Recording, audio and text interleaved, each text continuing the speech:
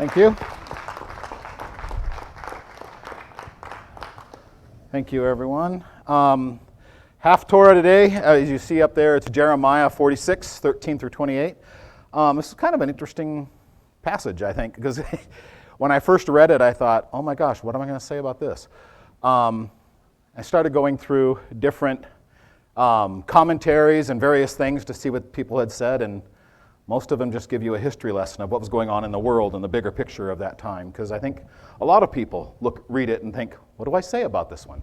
So, but hopefully we'll find something pretty good with this. This one, it's not advancing. Archie, do we have it? Can you give me the next slide?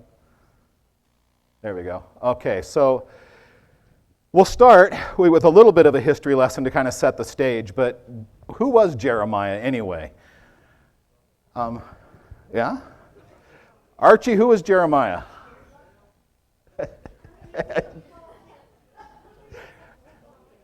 It's hard to hit cues, huh? Okay, I'll just move on. It's all right. I had a little thing there for you, but it didn't work. So Jeremiah... Thank you. That's what it was supposed to say, but we're not talking about that Jeremiah. We're talking about Jeremiah, who was a prophet today. Jeremiah was a prophet, is how this song goes. And he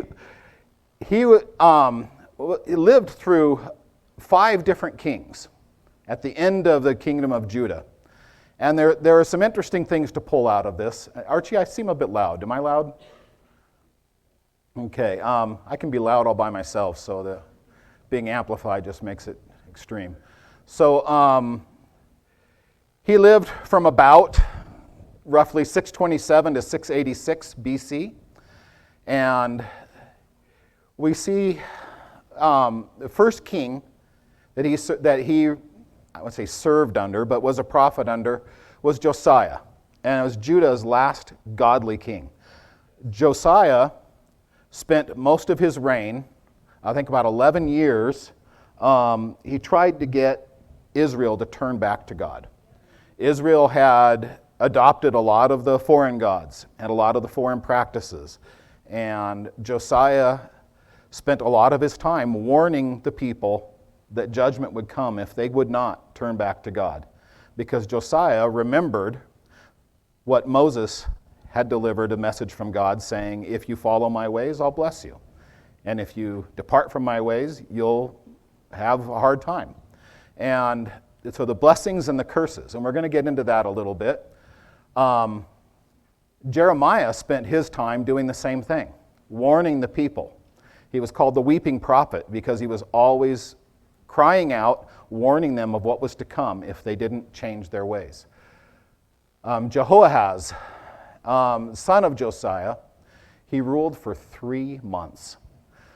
He was taken captive when Egypt overran Judah, and Pharaoh Necho dethroned him and took him as a prisoner. And then he set up Jehoiakim, if I say that right. He was originally named Eliakim, but Pharaoh Necho renamed him Jehoiakim and placed him on the throne so that he was ruling in Egypt's stead. And Jehoiakim, under Egypt's demand for all these, he placed a levy on Judah. So Judah had to pay all these royalties to Egypt. And Jehoiakim turned around, and in order to pay those, he imposed heavy taxes on the people. And, and so I think I've got my notes a little mixed up here. So anyways, Jehoiakim, son of Jehoiakim, dethroned by Nebuchadnezzar when Babylon overran Judah and overran Egypt too. And he was the king of Nebuchadnezzar, the king of Babylon, carried Jehoiakim off into captivity with 10,000 other Hebrews as slaves. And that started the Babylonian captivity. Zedekiah, the last king of Judah, was the uncle of Jehoiakim, He was placed on the throne by Nebuchadnezzar after he swore fealty to Babylon, and he watched Judah be destroyed. Zedekiah's original name was Mattaniah, but he was renamed Zedekiah by Nebuchadnezzar. So that's a little bit of history of what was going on at the time. This is essentially the fall of Judah as a kingdom, of the northern kingdom. Jehoiakim, the son of Jehoahaz, we're going to focus on his time because that's what Jeremiah is writing about in this passage. Although he's really delivering it, I think, under the end of Josiah and Jehoahaz, I can't say his name right, under their rule, but he's talking about the time of Jehoiakim to come. So, this poster I wanted to put up, I love these demotivational posters if you have a dark sense of humor like me. But this can be taken a couple different ways. I mean, many of us may have felt like this was us in our life at some time. But, it's not just, I think the people of Israel at the time, for not listening to what God was saying, for not listening to the prophet speak his warnings, for not listening to Josiah speak the warnings, I think their example in history does serve as a warning for us. And I think that is the primary purpose we're to learn from this, at least for today. But you know what? Josiah's life was served as a warning. And Jeremiah's life served as a warning. Not because they made a mistake, but they were warning other people of the path they were going on. So we'll get right into the Torah portion, and I don't know why this one blinked, but okay. The word that Yahweh spoke to Jeremiah the prophet about the coming of King Nebuchadnezzar of Babylon to strike the land of Egypt. Declare it in Egypt, proclaim it in Migdol, and announce in Noph and Taphanes. Say, stand up and get ready, for the sword has devoured all around you. Now those are Migdol and Noph and Taphanes are areas in Egypt, different regions. But why are your strong ones swept away? They did not stand up because Yahweh thrust them down. Now Egypt was a world power at this time, or off and on. Really during this time there was about 130 years where Egypt rose and fell from different conquerors. So Egypt was going through a kind of a rough patch here, but Egypt was a world power and Babylon was the rising power. And so this is Jeremiah saying that Nebuchadnezzar is going to overrun Egypt and in the process overrun Israel because Egypt was running Israel at the time. They kept stumbling, yes, falling over each other. Then they said, get up, let's return to our own people, to the land of our birth, away from the oppressor's sword. I think he's talking here about the Egyptians living in Judah, that they're going to run home because things are looking bad. They see the world falling apart around them. I don't know if that sounds familiar to anyone. It sounds a little familiar to me right now.